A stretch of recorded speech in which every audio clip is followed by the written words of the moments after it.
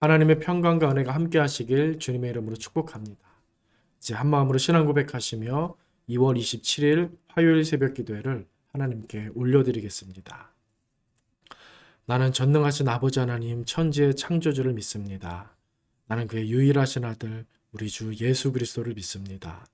그는 성령으로 잉태되어 동정녀 마리아에게서 나시고 본디오 빌라도에게 고난을 받아 십자가에 못 박혀 죽으시고 장사된 지 사흘 만에 죽은 자 가운데서 다시 살아나셨으며 하늘에 오르시어 전능하신 아버지 하나님 우편에 앉아 계시다가 거기로부터 살아있는 자와 죽은 자를 심판하러 오십니다. 나는 성령을 믿으며 거룩한 공교회와 성도의 교제와 죄를 용서받는 것과 몸의 부활과 영생을 믿습니다. 아멘. 전능하신 아버지 하나님, 오늘도 말씀으로 기도로 하루를 시작하게 하시니 감사드립니다. 오늘 믿음으로 살 수 있도록, 믿음으로 주님과 동행하며 살아낼 수 있도록 우리에게 은혜 부어주시고 우리를 인도하여 주시옵소서. 예수님의 이름으로 기도드립니다. 아멘.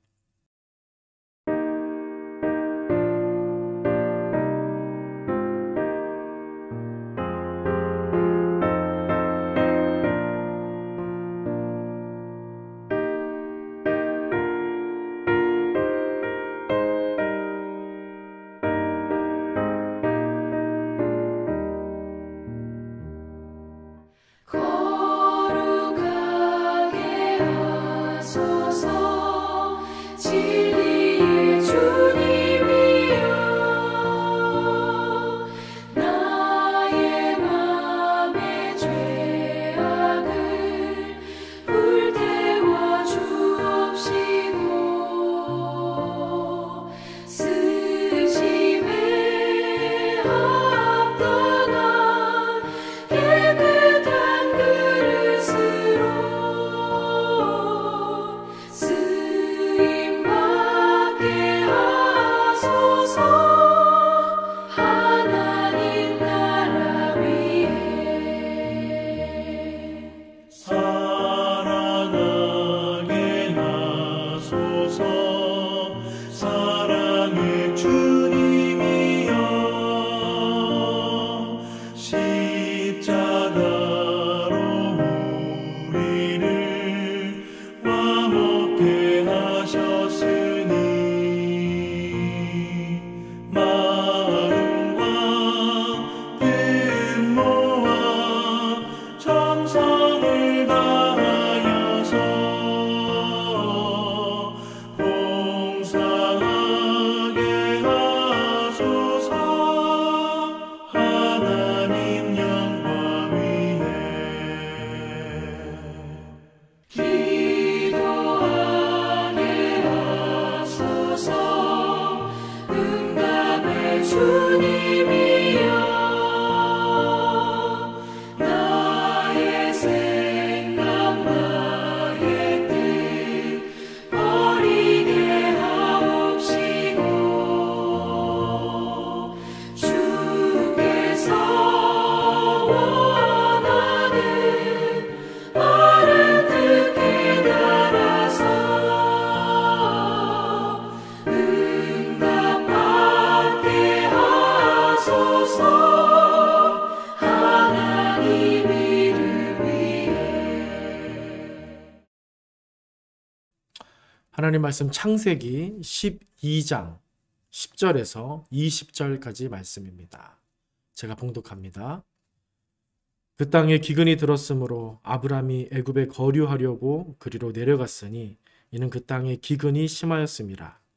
그가 애굽에 가까이 이르렀을 때에 그의 아내 사레에게 말하되 내가 알기에 그대는 아리따운 여인이라. 애굽 사람이 그대를 볼 때에 이르기를 이는 그의 아내라 하여 나는 죽이고 그대는 살리리니 원하건대 그대는 나의 누이라 하라. 그러면 내가 그대로 말미암아 안전하고 내 목숨이 그대로 말미암아 보존되리라 하니라. 아브라함이 애굽에 이르렀을 때에 애굽 사람들이 그 여인이 심히 아리따움을 보았고 바로의 고관들도 그를 보고 바로 앞에서 칭찬함으로 그 여인을 바로의 궁으로 이끌어 들인지라. 이에 바로가 그로 말미암아 아브람을 후대함으로 아브람이 양과 소와 노비와 암수 나귀와 낙타를 얻었더라. 여호와께서 아브라함의 아내 사레의 일로 바로와 그 집에 재앙을 내리신지라. 바로가 아브라함을 불러서 이르되 네가 어찌하여 나에게 이렇게 행하였느냐? 네가 어찌하여 그를 네 아내라고 내게 말하지 아니하였느냐? 네가 어찌 그를 누이라 하여 내가 그를 데려다가 아내를 삼게 하였느냐? 내 아내가 여기 있으니 이제 데려가라 하고 바로가 사람들에게 그의 일을 명하매 그들이 그와 함께 그의 아내와 그의 모든 소유를 보내었더라. 아멘. 오늘 본문은 아브라함의 이야기입니다. 하나님은 창세기 12장 1절에서 아브라함을 불러서 가나안 땅에 오게 하셨습니다. 아브라함은 그렇게 부름받고 놀랍게도 그 말씀에 순종하여서 고향 땅을 떠나 이 땅으로 가나안 땅으로 오게 되었던 겁니다. 그렇게 아브라함은 가나안 땅에 오게 되었고 8절에 보니까 그곳에서 장막을 쳐서 여호와께 제단을 쌓고 여호와의 이름을 불렀다라고 말합니다. 여기까지 분위기가 참 좋습니다. 하나님은 아브라함을 부르시고 그에게 큰 복을 약속하셨는데 아브라함은 주저함 없이 순종하여서 그 부름을 따라와서 하나님께 제단을 쌓고 제사를 드리면서 그렇게 멋진 모습을 보여준 것입니다. 그런데 오늘 본문에서 뭐라고 합니까? 그 땅이 기근이 들었으므로 아브라함이 애굽에 거류하려고 그리로 내려갔으니 라고 시작합니다. 너무 황당한 전개가 아닐 수 없습니다. 고향 땅을 나올 정도로 하나님께 순종한 줄로만 생각했던 이 아브라함이 너무나 쉽게 하나님의 뜻을 저버리는 것입니다. 가나안에 온 지 얼마나 되었다고 갑자기 애굽이라니 너무 어이가 없는 그런 상황입니다. 4절에 보시면 아브라함이 여호와의 말씀을 따라갔다라고 기록되어 있습니다. 참 멋있는 말입니다. 말씀을 따라갔다. 여호와의 말씀을 따라갔다. 그런데 오늘 본문의 아브라함은 어떻습니까? 곡식을 따라갔다. 양식을 따라갔다. 내지는 돈을 따라갔다. 세상 이익을 따라갔다가 되는 것입니다.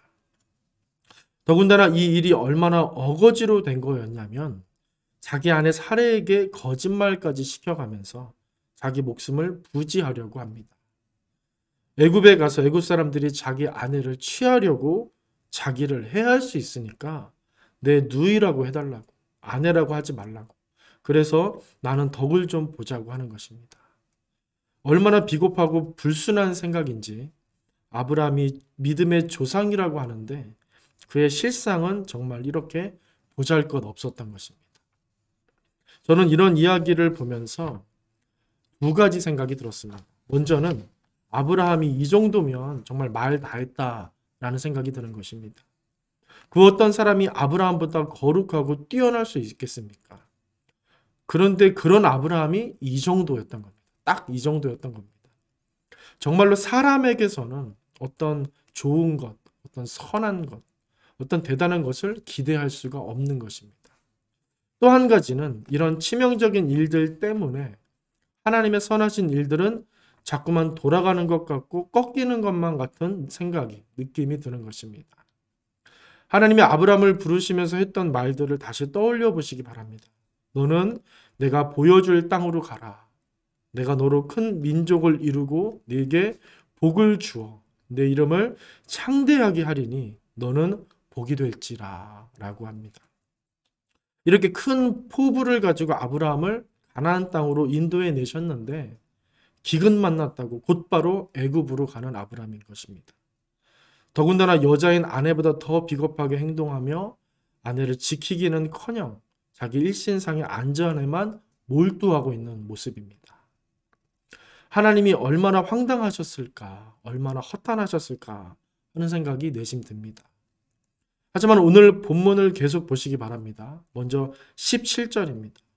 여호와께서 아브라함의 아내 사레의 일로 바로와 그 집에 큰 재앙을 내리신지라. 여호와께서 아브라함의 아내 사레의 일로 어떻게 했다는 겁니까? 바로와 그 집에 큰 재앙을 내리신지라. 앞에 16절에 보시면 아브라함은 아내 사레를 바로에게 바치고 아주 큰 대가를 받았다고 하는데 하나님은 이런 아브라함을 책망하시는 게 아니라 그 바로를 막으시는 것입니다. 하나님은 사례를 지키시고 바로를 저지하시는 겁니다. 아브라함은 아무것도 안 하고 아내도 나몰라라 하면서 일신상의 안전만 바랬는데 하나님이 급하게 이렇게 역사하고 계신 것입니다. 그리고 오히려 바로가 아브라함에게 왜 솔직하게 내게 말하지 않았냐고 그렇게 하소연하면서 아내 사례를 다시 돌려주기에 이르는 것입니다. 저는 이 이야기를 보면서 하나님은 당신께서 하고자 하시는 일을 결국 반드시 성취하시는 분이다라는 것을 보다 확실하게 깨닫게 되었습니다. 사람이 세상이 또 권력이 하나님을 막을 수 없고 하나님의 하시고자 하시는 일에 방해를 줄 수 없다라는 점을 다시 한번 확인하게 되는 순간인 것입니다. 그분은 말씀하시고 정하신 일은 반드시 이루시는 분이십니다. 아무리 아브라함이 약하고 비겁했을지라도 하나님은 그를 선택하셨다면 반드시 그를 통해 선한 일을 이뤄내시는 것입니다. 그를 감당하시는 겁니다. 그를 참으시는 겁니다. 무조건 그에게 복 주시고 그를 붙들어 주시는 것입니다. 하나님의 일을 할 때 사람이나 돈을 보면 안 되고 하나님을 바라봐야 한다라는 말을 많이 듣곤 합니다. 이런 일을 두고 하는 말이 아닐까 생각을 하게 됩니다.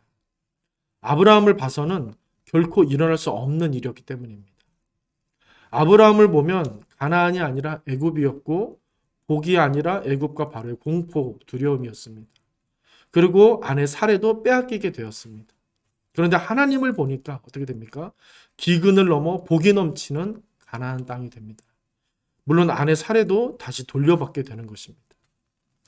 우리도 인생에 기근이 찾아오면 어려움이 찾아오면 하나님의 뜻을 생각하고 기도하기보다 다른 애굽을 찾아 헤맬 것입니다.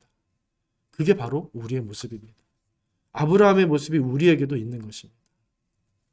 내 소중한 사람과 공동체를 지키고 생각하기보다 내 일신상의 안위를 먼저 생각하는 이기적인 존재가 바로 우리인 것입니다.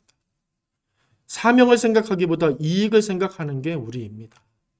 부르심에 합당한 삶보다 편리를 따라 사는 게 우리입니다. 우리는 그럼에도 외식으로 가득해서 우리가 거룩하고 경건한 척 할 때가 많은 것입니다. 오늘 본문에서 참 인상적인 것은 이런 아브라함의 모습에도 하나님은 아무 말씀을 하지 않으신다는 점입니다. 사실 하나님은 그 앞에서 많은 말씀을 하셨었습니다. 아브라함을 부르시고 그에게 복을 약속하시고 정말 많은 하고 싶은 말들을 하셨습니다. 그런데 오늘 본문에서는 아무 말씀이 없으십니다. 그저 모든 것을 제자리에 두시는 일을 하실 뿐입니다. 그저 묵묵히 일하시며 아브라함을 놔두시는 것입니다. 그의 보증이 되시고 책임자가 되셔서 말없이 그를 지키시고 보호하시고 인도하시는 것입니다. 이런 하나님을 우리가 오늘 잠시 동안의 이 시간에 이러하시다 저러하시다 말할 수 없을 것입니다. 다만 그분의 깊이와 크기가 너무나 크고 깊다라고만 할 수 있을 것입니다. 오늘 이러하신 아브라함의 하나님을 마음 깊이 저와 여러분 묵상하실 수 있기를 바랍니다. 그분의 성품이 어떠하신지, 그분이 어떠한 분이신지, 나를 향하신 신실하심이 얼마나 크신지, 나를 위하시고 지키시고 생각하시는 그 마음의 깊이가 얼마나 크신지 깊이 있게 생각하시는 하루가 되시길 바랍니다. 그렇게 인생으로 영혼으로 하나님을 향하여서 우리의 마음을 열고 우리의 영을 열고 그렇게 주님 오시옵소서. 주님 깨닫길 원합니다. 사모하며 믿음으로 살아갈 때 하나님께서 우리의 손을 잡아주시고 주님을 알게 하시고 놀라운 은혜와 복을 우리에게 허락해 주실 줄로 믿습니다. 아무쪼록 그 은혜와 복으로 힘있게 오늘 신실하게 주님과 함께 이 하루를 버티며 걸어가게 되시기를 주님의 이름으로 간절히 축원드립니다. 기도하겠습니다. 전능하신 아버지 하나님, 다시 한번 믿음으로 주님께 간구합니다. 말씀을 따라 사는 믿음의 하루가 되게 하여 주시옵소서. 뒤돌아보고 여전히 내 일신상의 안전만, 내 일신상의 유익만 생각하는 이기적인 나의 모습인데 주님 의지하며 기도하며 나아갈 때에 주님 성령께서 나를 주장하시고 변화시켜 주시고 새롭게 하셔서 주님 닮아가는 그런 인생이 되게 하여 주시옵소서. 주님 뜻에 복종하며 순종하는 인생이 되게 하여 주시옵소서. 오늘도 주님께 맡겨드리며 예수님의 이름으로 간절히 기도 올려드립니다. 아멘. 하늘에 계신 우리 아버지, 아버지의 이름을 거룩하게 하시며 아버지의 나라가 오게 하시며 아버지의 뜻이 하늘에서와 같이 땅에서도 이루어지게 하소서. 오늘 우리에게 일용할 양식을 주시고 우리가 우리에게 잘못한 사람을 용서하여 준 것 같이 우리 죄를 용서하여 주시고 우리를 시험에 빠지지 않게 하시고 악에서 구하소서. 나라와 권능과 영광이 영원히 아버지의 것입니다. 아멘.